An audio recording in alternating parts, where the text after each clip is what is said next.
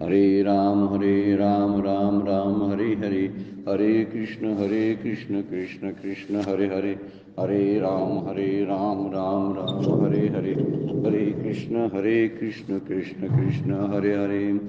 ब्रह्मानन्दं परमसुखदं केवलं ज्ञानमूर्तिं द्वन्द्वातीतं गगनसदृशं तत्त्वमस्यादिलक्ष्यम् एकं नित्यं विमलम् अचलं सर्वदि साक्षिभूतं भावातीतं त्रिगुणरहितं सद्गुरुं तं नमामि।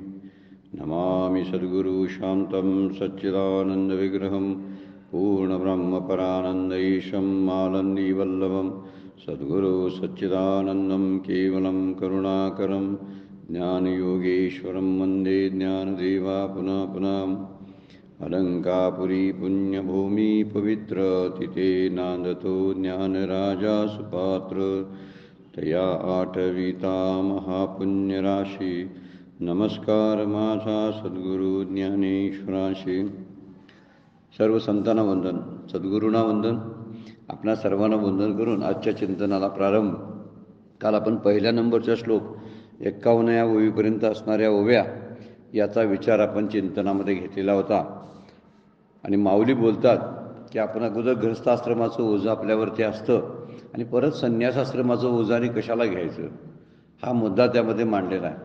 12व्या अध्यायामध्ये सुद्धा या गोष्टीवरती विचार केलेला आहे। 12व्या अध्यायामध्ये एक सुंदर ओवी आहे, प्रवृत्ती निवृत्ती ही दोन्ही ओझी न घे मती अखंड चित्तवृत्ती माझ्या ठाई। फार सुंदर वर्णन केलेलं आहे त्यामध्ये की आपण पारमार्थिक कार्य करतो त्याचं पण ओझं घेऊ नये, हा मुद्दा त्यातला आहे। अगोदर प्रवृत्तीचं ओझं आहे म्हणजे संसाराचं ओझं आहे, प्रपंचाचं ओझं आहे, नात्यांची ओझी आहे, शरीराचं ओझं आहे, आणि परत आणि पारमार्थिक घटनेचं पारमार्थिक त्या नियमांचं वृत्तवैकल्यांचं ओझं केव्हा होतं, आपण करत असताना आपल्याला जर परमार्थ करत असताना त्रास होत असेल ना तर ते ओझं असते। परमार्थ सहजपणाने जर व्हायला लागला, आपली रोजची साधना जर सहजपणाने व्हायला लागली म्हणजे आतल्या स्फूर्तीनं व्हायला लागली, मला कोण सांगत नाही किंवा करावं नाही केलं असं काही चिंता नसते, आणि ज्यावेळी साधना होत असते त्यावेळी ती व्यवस्थित असते। म्हणून सहज अवस्था ज्याला आपण परमार्थामधली म्हटलेली आहे ती सहज अवस्था आपल्याला आणता आली पाहिजे हळूहळू, म्हणजे ओझं वाटत नाही। कारण माऊलीच म्हणतात परमार्थाचं सुद्धा ओझं घेऊन परत असतात, आणि परमार्थाचं ओझं शब्दाचा अर्थ आहे की मी इतकं परमार्थाचं करतो, मी इतकं देवाचं करतो, इतर लोक काही देवाचं काहीच करत नाही, मी तेवढा जास्त करतोय, हे परमार्थाचं ओझं आहे बरं काय। तुला कोणी करायला सांगितलंय, मग इतर लोक करत नाहीत नाही करतोय तिकडे, पण तू का करतोस, मग तू पण सोडून दे। दुसरी गोष्ट, एक सात्विक वृत्ती जागृत होते, आणि दुसरी जे तमोगुणी रजोगुणी माणसं आहेत ना त्यांच्याबद्दलची तुच्छता निर्माण होते। ही माणसं अज्ञानीच आहेत, कधी सुधारायची नाहीत, आपण बऱ्यापैकी सुधारलो अशी जी भावना निर्माण होते ना, परमार्थाचं ओझंच आहे ते। फार विचारपूर्वक ते करावं लागतं। म्हणून परमार्थ आपण केलेली गोष्ट आणि आपल्या साधनेबद्दलची माहिती बोलणं, सहसा कुणाशी बोलत बसू नये, त्यामुळे एक प्रकारचा अहंकार येतोय, मी इतकं करतोय आणि बाकीचे कोण काय करत नाहीत अशा संदर्भामध्ये। म्हणून इथं वर्णन करताना एक कर्मत्यागी म्हटलेलं आहे, कर्मसन्यासी एक दुसरा म्हटलेला आहे। एक कर्म टाकूनच देणार आहे आणि एक तर काहीच करण्याचा झाला आयतं बसून खायला लागला। ही दोन्हीही लोक गीतेला मान्य नाहीत बरं काय। म्हणजे नुसतं अगदी जनावरासारखं काम करणाराही आहे एक, आणि एक जरी असत पडलेलाच आहे, तो म्हणतोय मला नाही, मी भिक्षुकगिरी करणार आहे त्यावरच पोट भरणार आहे, मला काही काम करायचं नाही, माझं देव पोचतोय मला, अशा भावनेनं ही समाजाचं नुकसान करतात, आपलं कुटुंबाचं नुकसान करत असतात। आणि या गोष्टीचा विचार भगवद्गीतेने करून ठेवलेला आहे अगोदरच, आणि म्हणून म्हटलेलं आहे मागच्या वेळी, अग्निसेवा न संडिता कर्माची रेखा न ओलांडिता आहे योग सुख स्वभावता आपण पशी। ते योगाचं सुख आहे म्हणजे हा जो आपण पारमार्थिक साधना करतो त्यातला जो आनंद आहे, किंवा निष्काम कर्मयोग करतो त्यातला जो आनंद आहे, उपासनेतला नामातला आनंद आहे, तो आपोआप प्राप्त होतो। त्यासाठी काही सोडावं लागत नाही आणि एखादं कर्माची रेखा बी ओलांडायला लागत नाही। कर्माची रेखा म्हणजे शास्त्रानं घालून दिलेली बंधनं ओलांडायची नाही, आणि त्यामध्ये सहजता या लागते। सुरुवातीच्या काळामध्ये असं करायचं नसतं, तसं करायचं नसतं, शास्त्राने हे सांगितलंय, अशी बरीचशी मंडळी शास्त्रात स्वतः इतकं बांधून घेतात की त्याच्या पुढं काय हालचालच करत नाहीत। त्यामुळे त्यांच्या साधनेमध्ये सहजता येत नाही. असे काही संप्रदाय आहेत की त्या संप्रदायामध्ये गच्च अगदी त्या नियमानं काटेकोरपणा असतो बघा. म्हणजे काही हे ह्यावेळी खायचं नाही, ते त्यावेळी खायचं नाही, असं करायचं नाही, स्त्रियांशी बोलणं पाप आहे, ह्या सगळ्या गोष्टी त्यामध्ये एवढ्या बांधून ठेवलेल्या असतात. तर ह्या बांधलेल्या गोष्टीमुळं कदाचित त्याचा स्फोट होण्याची शक्यता असते. इंद्रियांना जर आपण दाबून बांधून ठेवत असू ना, तर कधी इंद्रिय ते उपाळून वरती येईल आणि नको त्या गोष्टी करेल. त्याच्यापेक्षा त्याला विषयामध्ये वावरत असताना विषयांचं सेवन विधिवत केलं झालं. जेवण सोडल्यामुळं आणि उपवास नुसतं केल्यामुळं फायदा होत नाही, तर उपवास करण्यामध्ये आणि जेवण सुटण्यामध्ये सहजता असली पाहिजे. दाबून दडपून आपण जर एखादी गोष्ट करायला लागलो ना, ती घातक ठरू शकते. म्हणून कर्मसन्यासी आणि कर्मयोगी अशा दोन व्यक्तींचा विचार मागच्या काही ओवीमधून आपल्याला त्यांनी अगदी दृष्टांत वगैरे देऊन केलेला आहे. आता दुसरा श्लोक काय सांगतो, यम संन्यासमिती प्राहुर योगम त विद्धी पांडवा नही संन्यस्त संकल्पो योगी भवती कश्चन. अर्जुना, वेदशास्त्रे ज्याला सर्व कर्म किंवा सर्व कर्म फल त्यागरूप संन्यास म्हणतात तोच योग आहे असे जाण. आणि जो कर्मफलाच्या संकल्पाचा त्याग करीत नाही तो कोणी योगी होत नाही. किती सुंदर वर्णन केलेलं आहे बघा. म्हणजे शास्त्रानं निष्काम कर्माला कर्मयोग म्हटलेला आहे. काम करत राहायचं, पण त्याच्याबद्दल असणारा हावरटपणा जो आहे त्या फळाचा, तो हावरटपणा सोडता आला पाहिजे. हेच फळ मला मिळालं पाहिजे माझ्या कामातून, अशा विचारानंच कामाला सुरुवात करणाऱ्यांच्याबद्दल सांगतात की शास्त्राने निष्काम कर्माला कर्मयोग म्हटलेला आहे. आणि कर्मफलाचा संकल्पाचा किंवा वासनांचा त्याग करत नाही तो कोणीही खरा कर्मयोगी होत नाही. खरी गोष्ट त्यातली काय आहे, आपल्या कामना म्हणजे कामनेचा जो अतिरेक आहे तो टाळता आला पाहिजे. संकल्प असे असले पाहिजेत की ते माझ्या कुटुंबाला समाजाला बाधक ठरता कामा नये. असले संकल्प असू देत, त्या संकल्पामुळे बिघडत नाही. पण असे वाईट काही संकल्प जर आपल्या मनामध्ये ठेवत असतो आणि वासनांच्या प्रभावाखाली आपण जर काम करत असतो तर त्याचा त्याग केला पाहिजे. तो त्याग केल्याशिवाय कोणीही योगी होत नाही. हा ह्या श्लोकामध्ये सांगितलेला आहे. यम संन्यासमिती प्राहुर, पाहून म्हणजे म्हटलेलं आहे योगम त विद्धी पांडवा, असं तू जाण. वेदशास्त्र ज्याला सर्व कर्म फलत्याग म्हणतात, तो संन्यास म्हणतात, तोच योग आहे. आणि असे जाण की जो कर्मफलाच्या संकल्पाचा त्याग करत नाही तो योगी होत नाही. म्हणजे संकल्पाचा म्हणजे मनातल्या कामनेचा त्याग असायला पाहिजे म्हणण्यापेक्षा त्यातल्या इच्छेचा त्याग असायला पाहिजे. आणि जेव्हा इच्छेचा त्याग होतो किंवा फळांच्या आसक्तीचा त्याग होतो तेव्हा संकल्प सुटतात. संकल्प हे मनाच्या इच्छा असतात आणि मनाच्या इच्छेतून ते निर्माण होत असतं. दोनच ओव्या माऊलींनी या श्लोकावरती वापरलेल्या आहेत. त्यातली 53 नंबरची ओवी जी आहे ना ती आपल्याला सिद्धांतपर अशी आहे बघा. पहिली ओवी 52 बघा, ऐके संन्यासी तोची योगी. संन्यासी कोण? जो योगी आहे तोच संन्यासी आहे. हे मोठं धाडसाचं वर्णन आहे, कारण त्या काळामध्ये बुवाबाजी आधी आहे पण बुवाबाजी जास्त फोपावलेली होती. आणि म्हणून म्हटलेलं आहे एखाद्या संन्यासाची कपडे धारण करणारे लोक समाजाला त्यांच्या कपड्याच्या प्रभावाखाली फसवत होते. आणि ह्याचा विचार संन्यासी कुणाला म्हणायचे याची व्याख्या आपल्याला ज्ञानेश्वरी किंवा भगवद्गीता सांगते की जो संन्यासी आहे तोच योगी. म्हणजे गृहस्थ आश्रमामध्ये असेल तरी सुद्धा तो संन्यासी आहे. आश्रमाच्या उपाध्या आहेत, त्या उपाध्या आपल्याला काढता आल्या पाहिजेत. म्हणून निष्काम कर्म असणं हे संन्यासामध्ये सुद्धा आहे आणि गृहस्थ आश्रमामध्ये सुद्धा. संकल्पामध्ये संन्यास आश्रमामध्ये काय निष्काम नको असायलाच पाहिजे. तिथं मात्र काय म्हणतात की कपडे धारण करायची, कुणाकडून तर ते विधिवत असं अनुयायित्व पत्करायचं आणि गावोगावी ते जटा किंवा त्या दाढ्या वाढवून मग त्यामध्ये आत तसं आहे का हा मुद्दा आहे. वरती संन्यासी दिसतो पण आज जर तो अगदीच कसा असेल, संकल्पना असेल, सारख्या इच्छा असतील आणि ह्या जर तो करत असेल तर त्या संन्यासाला काही अर्थ नाही. नुसत्या कपड्याला काय अर्थ आहे. म्हणून इथं म्हणतात ऐसी एक वाक्यतेची जगी. ही एक वाक्यता आहे, गुढी उगवली अनेकी शास्त्रांतरी. जो संन्यासी आहे तोच योगी आहे असे अनेक शास्त्रांनी एक वाक्यतेची ध्वजा उभारलेली आहे. म्हणून कर्मयोगाची तत्व आहे सांगितलेली आहे. एक म्हणजे निष्कामता, आणि निष्कामतेमध्ये संकल्पाचा त्याग असतो. संकल्प म्हणजे काय? मनाच्या इच्छा. मनाच्या इच्छा हळूहळू कमी होणं हाच कर्मयोगाचा मूळ तत्त्वज्ञान आहे. मूळ तत्त्वज्ञान ते आहे, म्हणून त्याला संकल्प म्हणलेला आहे. आणि त्यातच कर्तृत्व अभिमानाशिवाय कर्म करणं हेही त्यात आहे. म्हणजे मी करतोय, माझ्यामुळं होतंय, ही गोष्ट काढली पाहिजे आपण. मी नसलो तरी होतंय हे समजलं पाहिजे आपल्याला. कारण अनेक वेळा तसं झालेलं आहे, किती अवतार होऊन गेलेत, मोठमोठे राजे होऊन गेलेत, तरी काही जगाचे राहटगाड काय थांबलं नाही, सगळं चालूच आहे. मग आपण करतो त्या कर्तृत्वाचा अभिमान धारण केल्यामुळं आपल्याला बंधनात आपण पडतो. म्हणजे जर दोन गोष्टी सांगितल्यात बघा कशामध्ये, कर्मयोगाची तत्व म्हणून. एक निष्कामता आहे आणि त्यातून संकल्प त्याग आहे. निष्कामतेत संकल्प त्याग असतोच. आणि दुसरी गोष्ट आहे कर्तृत्वाचा अहंकार येता कामा नये. त्याचा कर्तृत्व अभिमान ज्याला आपण म्हणतो, हा अभिमान असा. मग संन्यासामध्ये सुद्धा तेच आहे. संन्यासामध्ये मी आणि माझं पण सोडलं पाहिजे तरच संन्यासी, नाही तर संन्यासी होऊ शकत नाही. मग कर्मयोगी पण तसंच करतो. मी सोडणं म्हणजे त्यातल्या इच्छा सोडणं, माझेपणा सोडणं म्हणजे कर्तृत्वाचा अभिमान, कर्तृत्वाचा अभिमान सोडणं म्हणजे मी सोडणं, आणि इच्छा सोडणं म्हणजे माझे पण सोडणं. इच्छा म्हणजे कशामुळे असतात?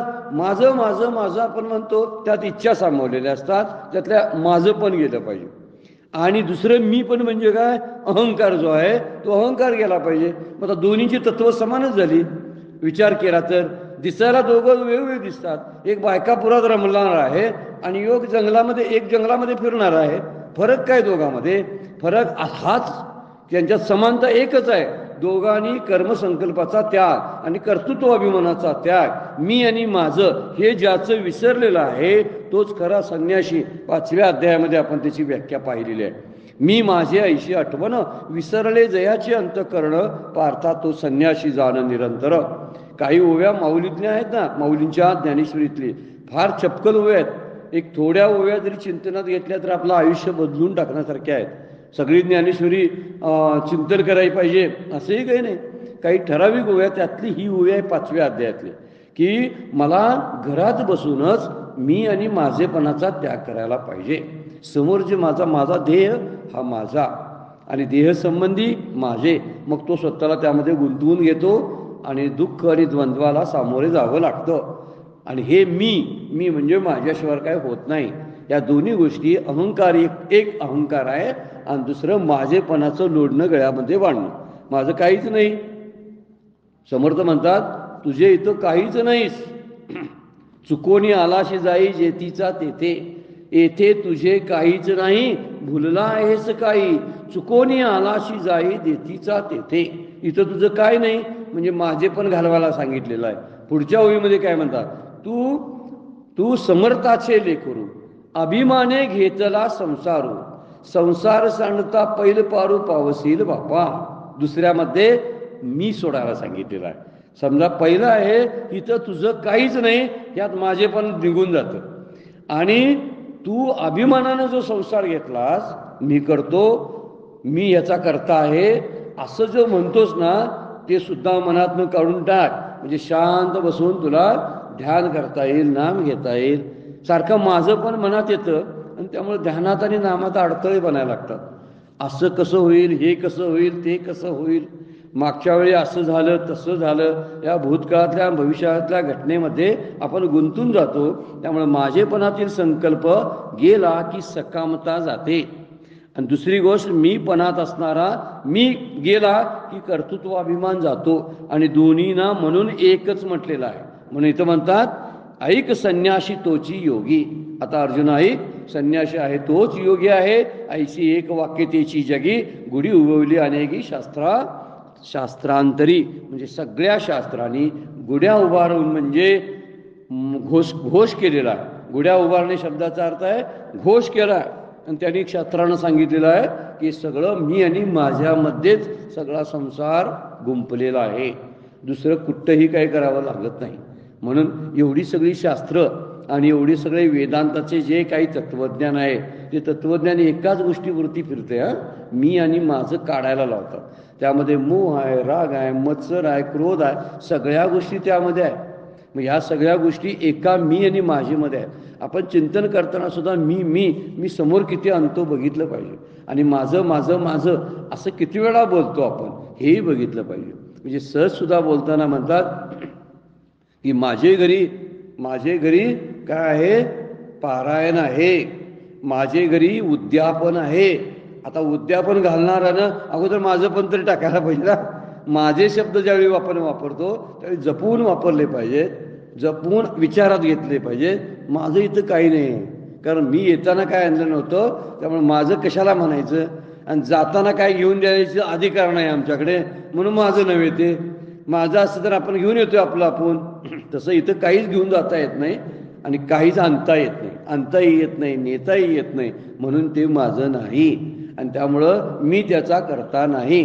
जर आपण करता म्हटलं तर तू कष्टविषयी समर्थ म्हणतात, आणि राम करता म्हणसे तर तू सुटलास. रामाला करता मान रिकाम ही भक्तीचा मार्ग आहे.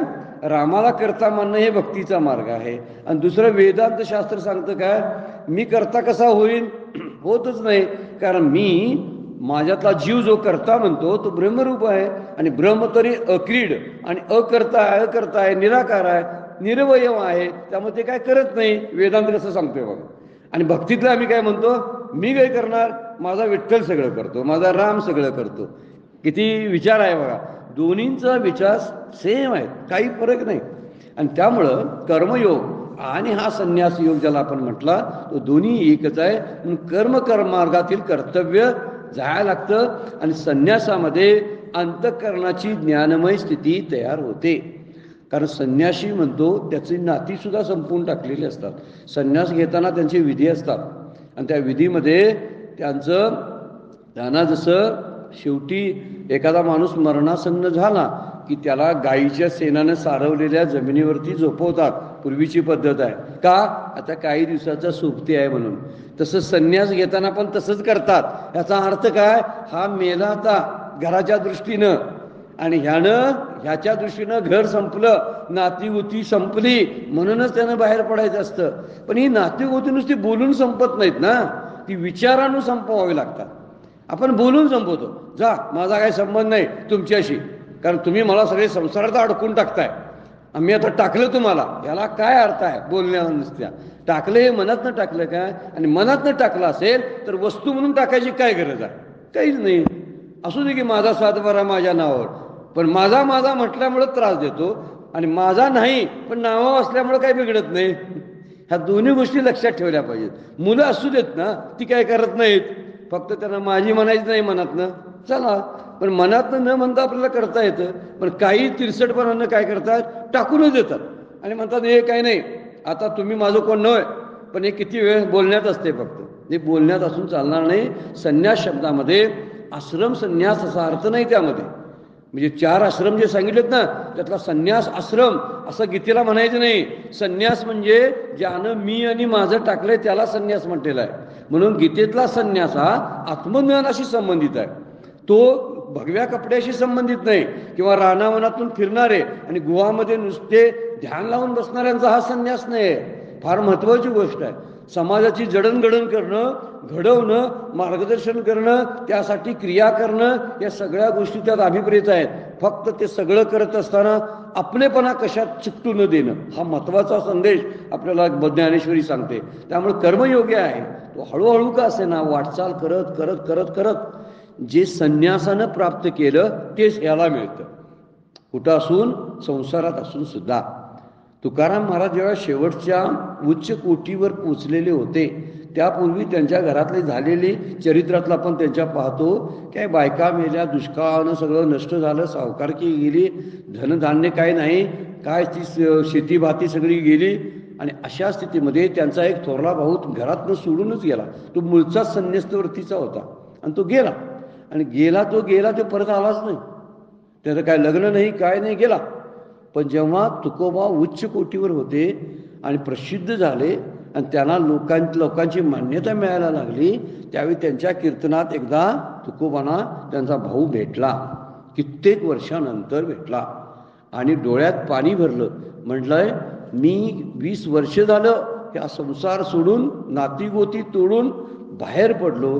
जे मला प्राप्त करता आलं नाही ते तू संसारात राहून प्राप्त केलंस. ह्या त्यांच्या भावाचं उद्गार आहे बरं काय.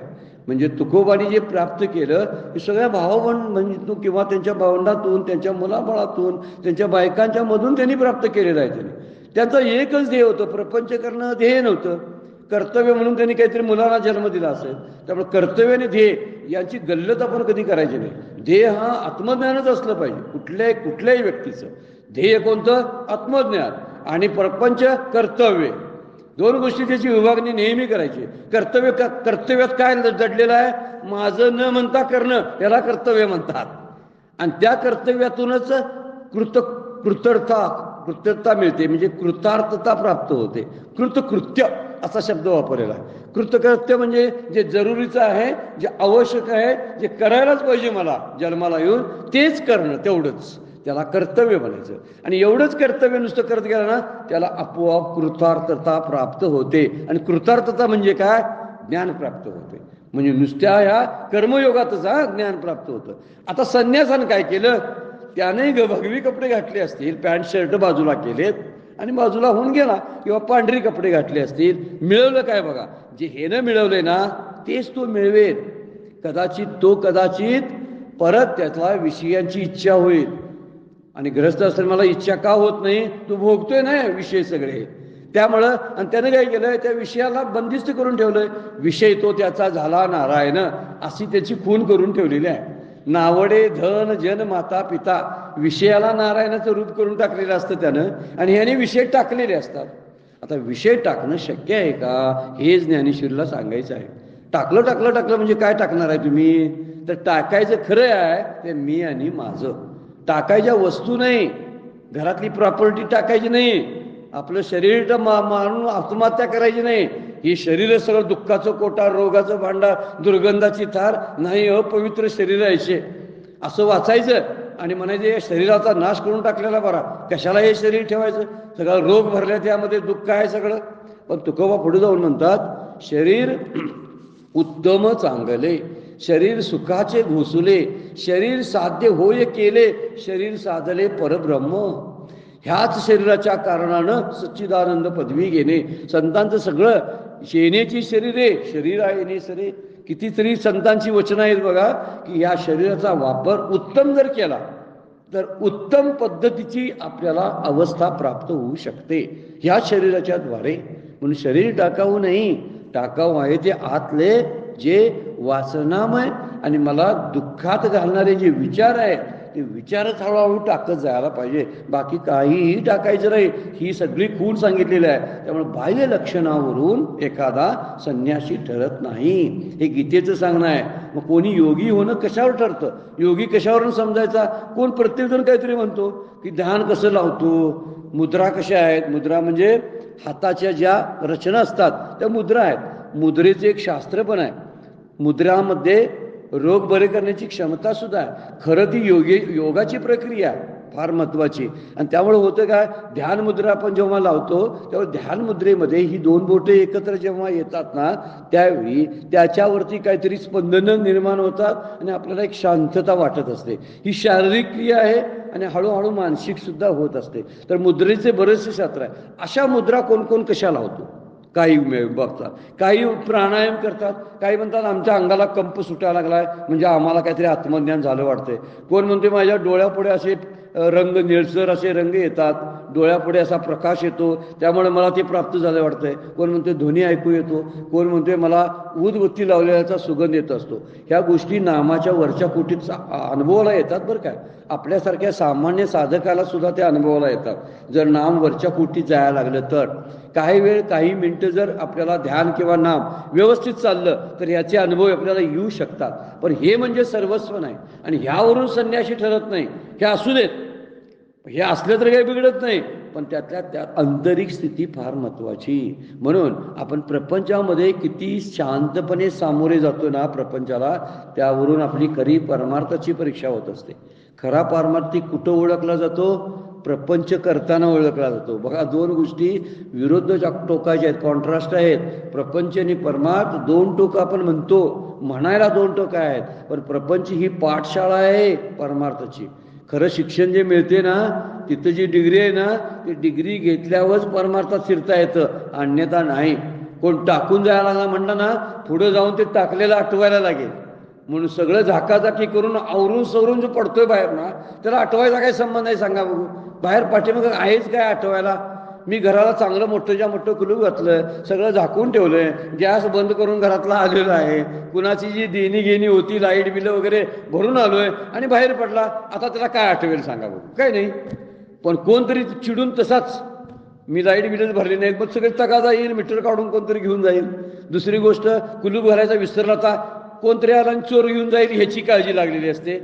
सगळं जर करून बरोबर जर प्रपंचाचं आपण बरोबर झालो, सगळं करून या शब्दाचा अर्थ एका टप्प्यावर येऊन या प्रपंचाला काहीतरी तिलांजली द्यावी लागते आणि तो बाजूला करून पुढे जावं लागतं. असा जो जातो ना त्यावरून म्हणून आंतरिक स्थिती त्यातली महत्वाची. आत काय चाललंय हे महत्वाचं आहे. परमार्थ वरचं काय बोलत नाही बरं काय. कसली कपडे आहेत, डोळे झाकटून बसतोय का उघडून बसतोय, आवाज चांगला आहे का, भजन चांगलं करतोय का, किंवा नाम घेतोय का नाही, या वरच्या गोष्टीचा विचार परमार्थ करत नाही. आत काय चालू आहे त्या स्थितीवरून तो कळतो. म्हणून भगवंत सर्वज्ञ असूनही काय इथं वर्णन केलंय बघा की सगळी शास्त्र सांगतात संन्यास आणि कर्मयोग एकच आहे. आणि हेच कुणाचा दाखला दिलाय भगवंतानी बघा, शास्त्राचा, स्वतःचा नाही. मी म्हणतोय म्हणून असं म्हटले नाहीत ते, शास्त्रानं सांगितलेलं आहे. गुढी उभविली अनेकी शास्त्रांतरी, म्हणून शास्त्रानुसार आचरण करणारा जो असतो तो योगी आणि तोच संन्यासी असतो. बाकी योगी आणि संन्यासांची लक्षणं उपयोगाची नाहीत.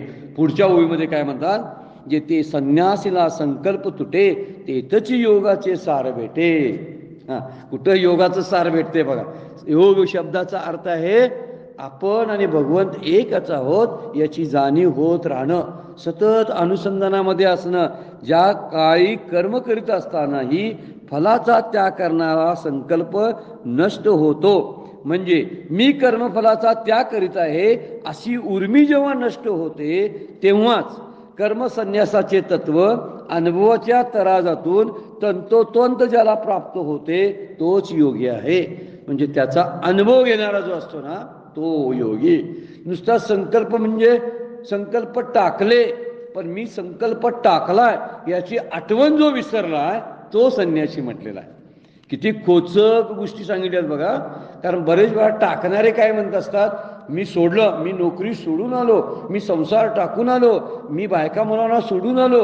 हे बोलणं जे आहे ना म्हणजे आठवणच काढतोय तो. सोडलेल्याची आठवण जोपर्यंत शिल्लक आहे, त्यागाची आठवण जोपर्यंत शिल्लक आहे त्यावेळीपर्यंत खरोखरचा त्याग घडलेला नसतो. कारण आठवण अजून आहे ना, त्याची आठवणच विसरली पाहिजेत. म्हणून ती ओवी सतत आठवण्यासारखी आहे बघा. मी माझी आईशी आठवण विसरले जयाचे अंतःकरण. तोंडानं विसरणे नव्हे, ज्याचं अंतःकरण विसरते ते. काय विसरायचं, आठवण विसरायला पाहिजे. दोन शब्द विरुद्धार्थी एकाच ओवीमध्ये टाकल्या, विसरणे आणि आठवणे. म्हणून आठवण आहे ना कायमची की मी हे सोडलंय, मी हे सोडलंय, मी इतकं पुण्य केलंय याची आठवण राहते ना तोपर्यंत खऱ्या त्यागिलेचे ध्यान राहिले अंतरे ती परी विटंबना. तुकाराम महाराजांचा एक अभंग आहे. त्याग केल्याचं ध्यान जर मनात राहत असेल तर ती विटंबना आहे. म्हणून इथं म्हणलेलं आहे संकल्पाचा मी कर्मफलाचा त्याग करीत आहे अशी उर्मी जेव्हा नष्ट होते तेव्हाच हे कर्म संन्यास योगाचे तत्व अनुभवात येतं, अन्यथा येणार नाही. म्हणून पुढे म्हणतात बघा, जेथे संन्यासीला संकल्प तुटे, संकल्पच नष्ट होतो, त्याची आठवण, त्याची योगाचे सार भेटे, तिथं योग खरा होतो. ऐसे हे अनुभवाची धटे साचे जया. धटे म्हणजे त्या तराजूत तोललं जातं. कुठला तराजू वापरायचा, अनुभवाचा. आता पुढे शास्त्र जेव्हा बाजूला पडतं ना तेव्हा अनुभवाचा तराजू वापरावा लागतो. कारण सगळं शास्त्राचे अनुभव आपल्याला येत नाहीत बरं काय. शास्त्रानं सांगितलेले सगळे अनुभव आपल्याकडे येत नाहीत. शास्त्रापेक्षा वेगळा सुद्धा अनुभव एखाद्या साधकाला येऊ शकतोय बरं काय. फार वेगळा अनुभव येऊ शकतो. जसे वेगवेगळे आजार असतात, जे मेडिकल सायन्सनं जे नमूद केलेले आजार आहेत त्याच्यापेक्षा सुद्धा वेगळे आजार कुणाला तरी अनुभवाला येत असतात. तसा हा प्रकार आहे. समजा चुकून काहीतरी एखादी गोष्ट आपल्याला अनुभवात येत असते आणि अनुभवावरूनच ती परकावी, अनुभवाचा तराजू लावावा म्हणतात. त्या अनुभवाच्या तराजूत तोलली गेलेली पाहिजे. त्यामुळं कर्मसन्यास योगाचे तत्व हे प्राप्त व्हायचे असतात. तेव्हा वस्तुता योग हा कर्म प्रवृत्तीपर आहे आणि संन्यास हा निवृत्तीपर आहे. त्यामध्ये निवृत्ती सांगितलेली आहे आणि कर्मयोगामध्ये प्रवृत्ती आहे. कर्माची प्रवृत्ती असते ना, त्यामुळं कर्म करून करून करून त्याला कंटाळा येऊन ते सुटतं कदाचित, आणि कर्म न करण्यामुळं त्याची आठवण ठेवून कर्म मनातच राहील. ह्या दोन गोष्टी घडण्याची शक्यता जास्त आहे. परंतु दोन्हीमध्ये संकल्पाचाच त्याग व्हावा लागतो आणि संकल्प त्याग महत्वाचा. बाह्य गोष्टी सोडून काय उपयोग आहे, सगळं सोडलेलं असतं. पण बऱ्याच वेळा मनातल्या मनात असतं, हे हवं, हे नको, हे घडलं पाहिजे, हे घडायला नको पाहिजे. संकल्पाचे लक्षणं कशी आहेत बघा, हे असं पाहिजे, हे तसं पाहिजे, हे असं नको पाहिजे, हे तसं असावं, हे असं नसावं, हे नको. पण हे आहे ना, हवं नको पण ते जावं लागतं. हे हवं नको पण जेव्हा जातं तेव्हा तो योगी आणि तो संन्यासी होतो. माऊलींची ओवी फार आपण 4थ्या अध्यायातली पाहिलेली आहे.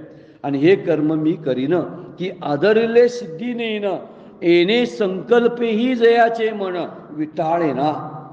काय सुंदर ओवी टाकलेली आहे बघा. 4थ्या अध्यायात आपण ते चिंतन केलेलं आहे. काय म्हणतात, हे कर्म आहे मी करीन, म्हणजे हे कर्म मी त्याचा करता आहे असा म्हटला. अथवा आदरले सिद्धी नेईन, मी ठरवले ना पूर्णच करेन.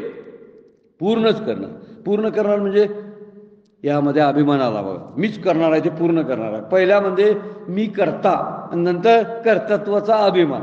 जर असं असेल तर येणे संकल्पही जयाचे मन विटाळेन. असा साधा संकल्प सुद्धा त्याच्या मनात, संकल्पाचा विटाळ सुद्धा होत नाही. विटाळ शब्दाचा अर्थ आहे स्पर्श सुद्धा होत नाही. त्या मनाला स्पर्श सुद्धा होत नाही इतका तो असतो की काय, मी हे करीन, आदरलेले म्हणजे ठरवलेलं आहे ते सिद्धीला नेईन, असं त्याचं मन विचार करत नाही. आणि या संकल्पाचा विटाळ मनाला सुद्धा त्याच्या शिवत नाही. म्हणून मनातल्या इच्छा पूर्ण करण्याचं ठरवणं जे काय काय असतं, हे असं करावं तसं करावं, याला संकल्प म्हणतात. म्हणून तुकोबांचा सुद्धा अभंग फार सुंदर आहे. त्यासाठी काय करावं संकल्प, न करी रे संग राही रे निश्चळ, लागो नेदी मळ ममतेचा. आता आणि परत तेच आली, ममता म्हणजे माझं पण. न करी रे संग राही रे निश्चळ, तू कुठल्याही संघापासून बाजूला हो. बाजूला होऊन म्हणजे फिजिकली बाजूला होऊ नये हा, बरं का. मनानं तू बाजूला हो. आपलं मनानं कुणाला आपलं म्हणायचं नाही, पण बोलण्यात वागण्यात सगळे आपले आहेत असं वागावं. पण मनानं मात्र माझं कोणी नाही, कारण आत्मा कसा आहे, असंग आहे. असंगो अयम पुरुषा शब्दच वापरला आहे भगवद्गीतेनं. हा आत्मा जो आहे ना तो असंग आहे. म्हणून तुकाराम महाराज आपल्याला सांगतात, न करी रे संग, तू संग करू नकोस. म्हणजे प्रपंचाच्या विचारात राहू नकोस, विषयांचं चिंतन करू नकोस. विषयांचा संग टाक, विषय नव्हे, विषयांचा संग टाक, प्रपंचाचा संग टाक. संग म्हणजे चिंतन टाक, त्या चिंतनातून बाहेर ये. ज्या वेळी आपलं प्रपंचाचं आणि विषयांचं चिंतन चालतं त्यावेळी आपण संघामध्ये असतो, आणि ज्यावेळी हे चिंतन थांबतं त्याच वेळी आपण निसंग होतो. हे निसंग होणं म्हणजे मुक्तीचाच अनुभव आहे बसल्या ठिकाणी. म्हणून इथं म्हणतात हा अनुभव त्याच तराजूत तोलता आला पाहिजे. कोणत्या, जे संकल्प असतात तो संन्यासीला संकल्प तुटला की योगाचं सार भेटलंच म्हणून समजायचं. म्हणजे मी काहीतरी करतो आणि हे मी सोडलंय असा विचार जरी आठवला तरी सुद्धा संकल्प आहेच, हे ज्यावेळी विसरायला लागेल.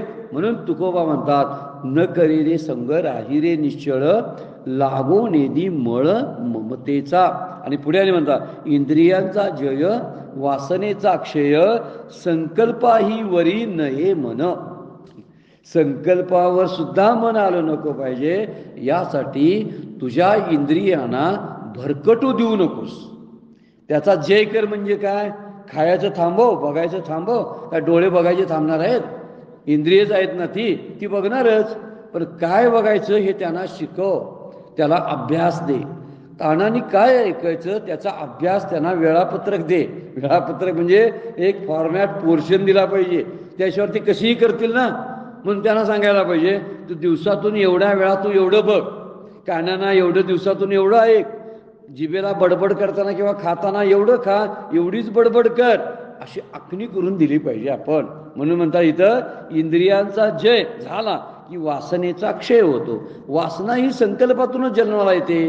इच्छा वासना ही एकच प्रकारची आहेत, कारण वासनेतून इच्छा आणि वासनेतूनच संकल्प असतात. आणि इथं इंद्रियांचा जय जर झाला, इंद्रियांना नियम लावून दिला, तर त्या नियमामुळं संकल्पावर सुद्धा त्याचं मन येत नाही, असं तुकोबा म्हणतात. आणखीन एक 9व्या अध्यायामध्ये उभे आहे बघा, संकल्पाची सांज जे लोपे ते अखंडची आहे स्वरूपे, शंका जात खेव लोपे सापपन माळेचे, असे एक उभे आहे.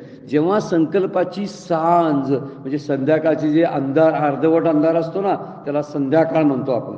संध्याकाळ जेव्हा संकल्पाची संपते ना, तेव्हा ते तत्व जे आहे अखंड आहे असं समजतं. म्हणजे ज्यावेळी जातो संकल्प त्यावेळी. आणि शंका जात केव लोपे साप पण माळेचे, साप माळेमध्ये जो साप दिसत असतो लांबून, किंवा दोरीमध्ये जो साप दिसत असतो तो निघून जाईल. म्हणजे संकल्प थांबल्यावर विषयाचं आणि प्रपंचाचं चिंतन सुद्धा थांबेल. म्हणून उपभोगाची कामना निघून गेलेली असते, असा जो अनुभवी असतो. की ज्यानं वर्णन केलं माऊलीने, जेथे संन्यासीला संकल्प सुटे. संन्यासामध्ये ही गोष्ट फार महत्त्वाची आहे की त्यातला संकल्पाची उर्मी आठवण सुद्धा येता कामा नये. आणि म्हणून इथं म्हणतात उपभोगाची, भोगायची तरी कामना निघून गेलेली असते. मोठेपणाची इच्छा, मान्यतेची, इतराकडून मान्यता मिळावी, ही सूक्ष्म कामना फक्त अंतरंगात असू शकते. कालच्या चिंतनामध्ये आपण बघितलं होतं. पुढे पुढे साधना करण्यासाठी ही गोष्ट सांगितलेली आहे की मोठेपणाची भावना मात्र लागत असते. मी असायला पाहिजे त्या ठिकाणी, माझं नाव झळकायला पाहिजे, पेपरला माझं नाव आलं पाहिजे. नाव नाही टाकलं की मूर्खच कुठले आहेत वार्ताहर बघा, यांना कुणाची नावं टाकायला काय कळतच नाही. मग नावासाठी आपण केलं होतं असं भान त्याचं राहतं. ह्याने एवढं केलेलं असतं तर यांना नावाची इच्छाच करायला नको पाहिजे, याच्या पलीकडे केलेलं असतं. कारण कुणाचीही नावं येतात, पेपरला नावं येतात, ते कुणाची पण येतात, दरोडेखोरांची पण नावं येतात. म्हणून काय त्याला मोठे पण प्राप्त झालं काय? विचार करण्यासारखी बाबा आहे. पोस्टर कुणाची बी लागतात म्हणून काय त्याला मोठे पण प्राप्त झालं काय? नाही. पण काहींचं मोठेपण त्यात दडलेलं असतं. आपल्याला मोठेपणा मिळाला पाहिजे, ते सगळं क्रेडिट ते माझ्या नावावर पडलं पाहिजे, यासाठी धडपडणारे अनेक कर्मयोगी सुद्धा आहेत बरं काय. कर्म करतात फार छान, लोकांच्या दृष्टीने त्यांची छबी इतकी मोठी झालेली असते समाजामध्ये की जणू काही फार मोठे आहेत. पण त्यांना धोक्याचा इशारा ज्ञानेश्वरी देते. ती म्हणते खरंच मोठे तुम्ही झालाय, हा मोठेपणा टिकवण्यासाठी मानाची इच्छा सोडून द्या. मानाची इच्छा, मान सोडून द्या नव्हे, मान मिळत राहता. परमपूज्य काकांचं वाक्य आहे, काल बोलता बोलता म्हटले, जे आपण नको नको नको म्हणत असतो आणि सुरुवातीला वाटत असतं हे मला असावं, आणि एक वेळ अशी येते की त्याच्याबद्दलचं वैराग्य निर्माण होतं, नंतर वाटते नको, पण नको म्हणून सुद्धा मागे लागतं. असं अनेक वेळा घडते बरं का. म्हणजे कीर्ती, सन्मान, मान मान्यता लोक द्यायला लागतात आणि हे नको असते त्यावेळी येतं. आणि अशी अवस्था यावी की कीर्ती मागं लागावी आणि मी कीर्तीला दुडकावून लावावं, मान मान्यता मागं लावावी आणि मी त्याकडे दुर्लक्ष करावं, पैसा मागे मागे माझ्या लागावा आणि मी त्याला दुर्लक्षित करावं. ही मोठेपणाची खरी खूण आहे. त्यामुळं बरेच वेळा असं असतं की आपण या मोठेपणाच्या नावाखाली आपल्या खुर्च्या सुद्धा खाली करायला तयार नसतो. काकांचं वाक्य बोलायला लागले बरं काय मी, की बरेच वर्षे झाली तरी सुद्धा आपली आजोबा म्हणून किंवा घरात वडील म्हणून असणारी जी किंमत आहे ती किंमत आपण काढून घ्यायला तयार नसतो. मला वडील पण ठेवलंच पाहिजे, मला विचारून मुलांनी नातवंडांनी सगळा व्यवहार केला पाहिजे, ही खुर्ची न सोडायची लक्षणं आहेत. आणि अशी अनेक लोक त्या खुर्चीला चिकटून बसलेली असतात, काही सुचत पण नसते. म्हणजे बरेच वेळा असं कंप सुटलेली सुद्धा असतात बघा, अगदी सरदारांनी निवडणुकीला उभा राहतात. कसली हावरटपणा असतोय बघा. अरे तुझ्यात ताकद नाही, आता तू घरात बसायला पाहिजेस, नवीन आलेल्या पिढीला खुर्चीवर बसव ना आता तुझ्याच शक्तीखाली. पण सोडूसं वाटत नाही. त्यांचं काम जर बघितलं ना तर संतांसारखं काम असतं, मोठं काम असतं बरं काय. परंतु आज जी भावना असते ना मान्यतेची, जरा जर त्यांच्या मान्यतेला ठेच दिली ना तर ते लोक असे घोळून उठतात मनातल्या मनात, दाखवून देत नाहीत. म्हणून इथं म्हणलेलं आहे, व्यवहारातील अहंकार गेलेला असतो बरेच वेळा, पण कर्तृत्वाचा सूक्ष्म अहंकार शिल्लक असतो. मी केलं तरी म्हणा, अहो मला इतका त्रास झाला आहे पण माझं नावच कुणी काढलं नाही, मी इतकं करतोय तरी, आणि दुसऱ्याचंच नाव घ्यायला लागलेत. कशी गंमतशीर गोष्ट आहे बघा, व्यवहारातली गोष्ट आहे. हे सांभाळून चालायला लागते, साधकानं सगळं, नाहीतर त्रास होतो. म्हणून वस्तू पदार्थ द्रव्य म्हणजे पैसा प्राप्त करण्याची इच्छा संपायला लागते, परंतु संपतेही कधी कधी. मला मान नको, मला पद नको अशी म्हणतात, पण पारमार्थिक प्रतिष्ठेची इच्छा मात्र असते. मला संत म्हणा, मला कोणतरी महात्मा म्हणा, मला जीवनमुक्त म्हणा. अरे का म्हणा, तुला का म्हणा, तू आहेसच जर जीवनमुक्त तर तुला म्हणा का, अशी भावना तरी का ठेवतोस?